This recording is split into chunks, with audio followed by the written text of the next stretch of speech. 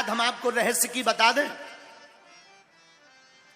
भगवान कृष्ण ने तो सिर्फ एक ही रास किया है, राम जी ने 999 रास किए।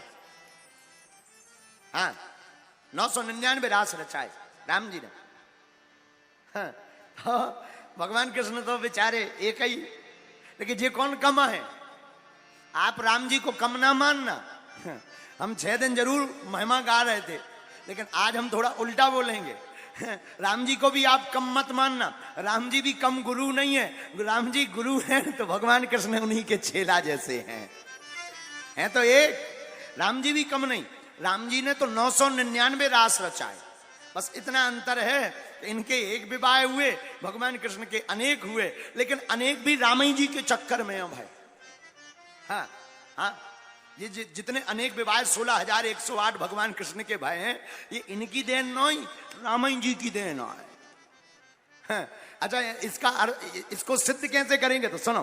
तापस वेश विशेष उदासी, तापस वेश विशेष उदासी। रामचरितमानस में कैकेयी माँ ने महाराज दशरथ से वरदान मांगा। वरदान क्या मांगा? राम जी को 14 साल वनवास के लिए भेजो। पहला वरदान दो। दूसरा वरदान, भरत को राजा बनाओ। राम जी गए, जानकी जी बोली हम भी चलेंगे, लक्ष्मण जी बोले हम भी चलेंगे। ठीक है चलो। तीनों लोग वन को जा रहे हैं, 14 साल के लिए वन को गए। अब हुआ क्या?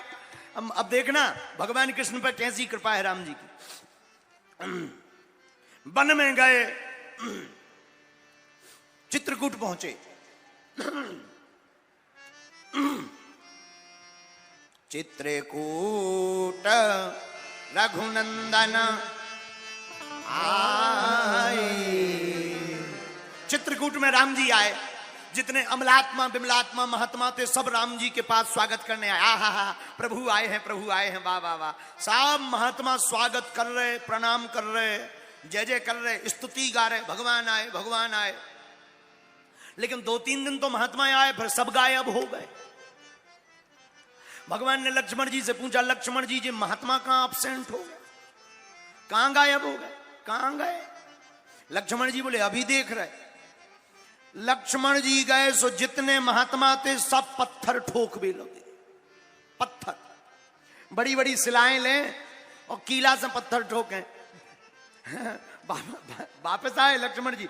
राम जी बोले कि क्या हुआ लक्ष्मण जी, महात्मा कहां गए?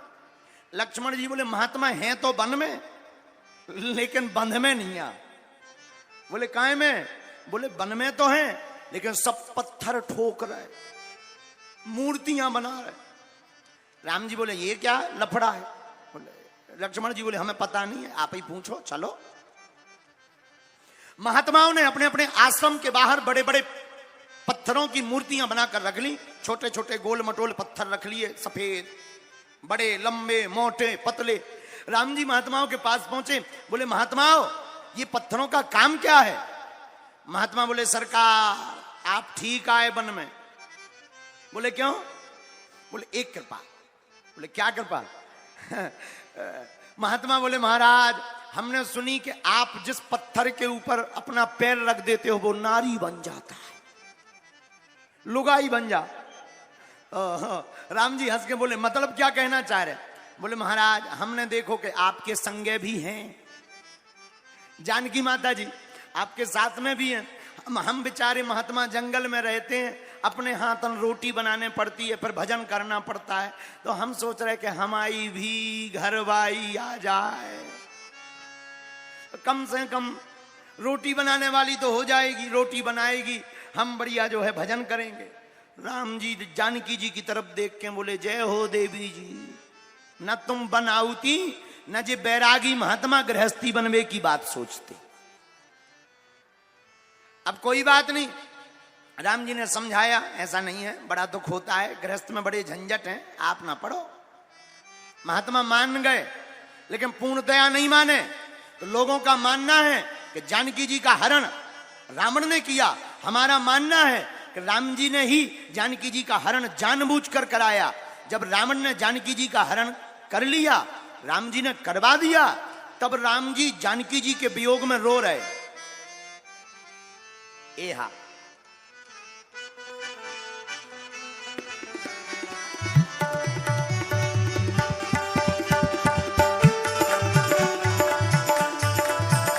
एहा हे खग मृग हे मधुकर से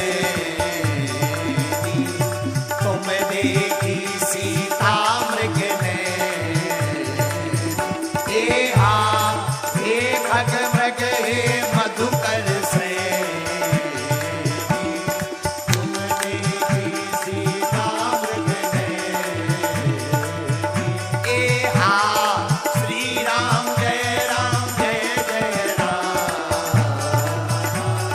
श्री राम जय राम जय जय राम।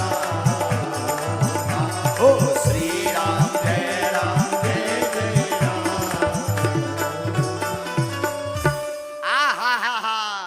राम जी ने जब जानकी जी का हरण करवा दिया तो राम जी रोने लगे, और जहां महात्मा दिखावे सोते ही राम जी और जोर जोर से रोवे।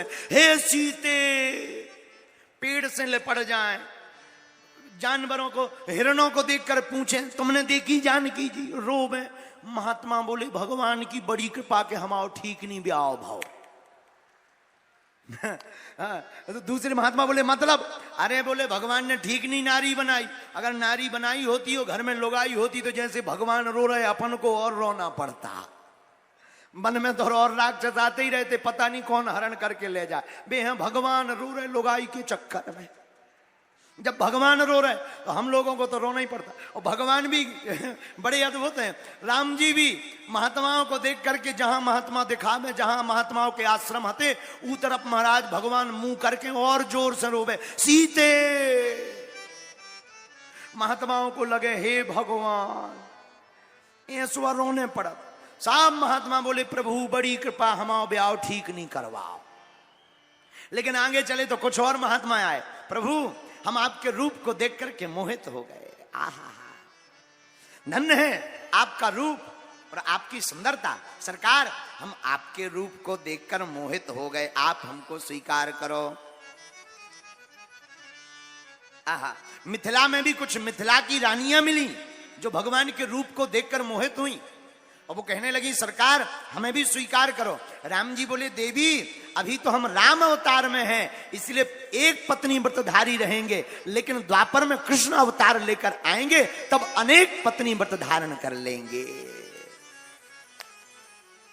तो जो ये 16,108 विवाहें हैं भगवान कृष्ण के, इनकी देन भी रामायण जी की है।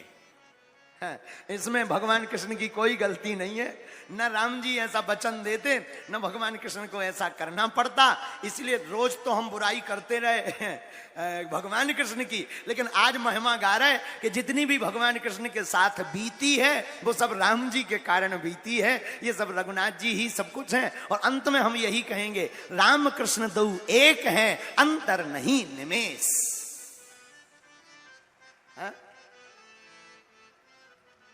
राम और कृष्ण दोनों एक हैं। इसलिए आओ आज के इसी भाव को मानकर, आप लोग मन में ये भाव मत रखना कि कृष्ण छोटे हैं राम बड़े हैं, या राम जी थोड़ा पावरफुल हैं कृष्ण कम पावरफुल हैं। ऐसा बिल्कुल भी नहीं है, दोनों समान हैं। सोना सोना होता है, पर आभूषण कोई भी हो सोना सोना होता है। उसी प्रकार राम जी और कृष्ण जी दोनों एक हैं, और इसी का सार एक है। क्या?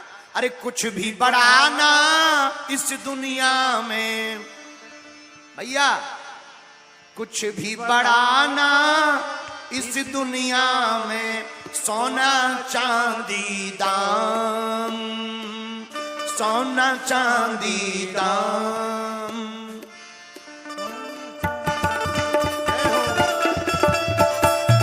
दोनों हाथ उठा कर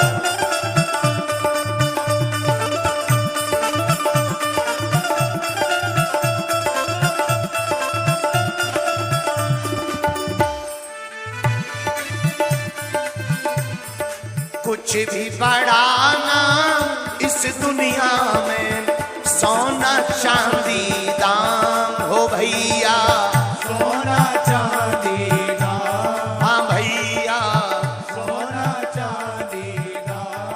सबसे, हाँ सबसे।